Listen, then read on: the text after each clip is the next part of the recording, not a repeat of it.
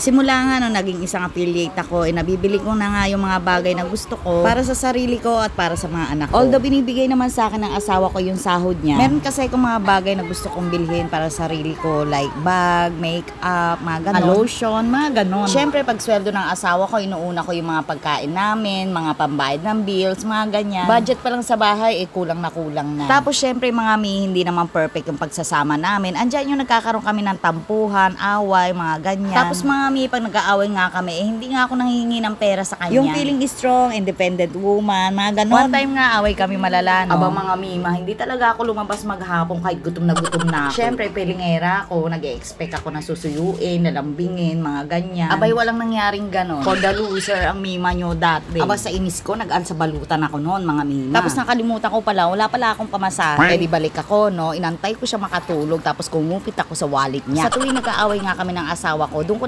realize na kailangan ko talagang kumita ng pera for myself. Ang pangit naman kasi na magkaaway kami, tapos imut-umut ako, ganyan, tapos paglalayas ako, hingi ako ng pamasahe sa kanya. Naku, hindi nga ako nanghihingi, pero kumupit, oo. Aba ngayon ba naman, natuto tuwing nga mag-aaway kami, abay tinatago na nga niya yung wallet niya sa akin ngayon. Paminsan-minsan kasi malakas din talaga yung toyo ko. Sinabi ko talaga sa sarili ko na hindi ko kailangan ng pera niya. And I can live without him. Diba? Arte ko, no? Pero emi ko lang yun, no? Ano ako bakle? So ayun, kaya nag-isip ako na kailangan din talaga may sarili kong kita. Nakakatulong ka na dito sa gastusin ng bahay. Tapos hindi ko na kailangang manghingi pa tuwing nag-aaway kami. Kidding aside mga mima, wag nyo akong gagayahin ha. Ang problema na mag-asawa, pinag-uusapan yan, hindi yan nilalayasan. Maalis lang ako saglit pero babalik din ako agad. Parang nagpapalipas lang ako ng sama ng loob. Ganyan. Para hindi naman magsalubong yung init ng mga ulo namin. Ganon. Normal lang naman sa buhay na mag-asawa ang pag-aaway. Isa din yun sa magpapatibay ng isang relasyon. May mga pagsubok, problema na darating. Ang mahalaga ay magkasama kayong lulutas ng mga pagsubok na yun.